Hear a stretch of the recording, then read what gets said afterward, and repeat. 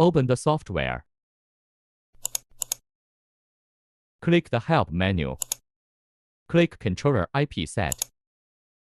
Click Yes. Click the IP address. Click Auto Set. Close the pop-up window. Reopen the software.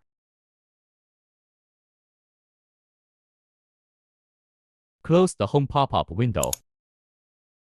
Close the Alarm pop-up window. Click the Parameters option. Click the Board Read F5 button. Password 1992. Click OK. Click OK. Click Yes. Parameters read successfully. Close the Home pop-up window.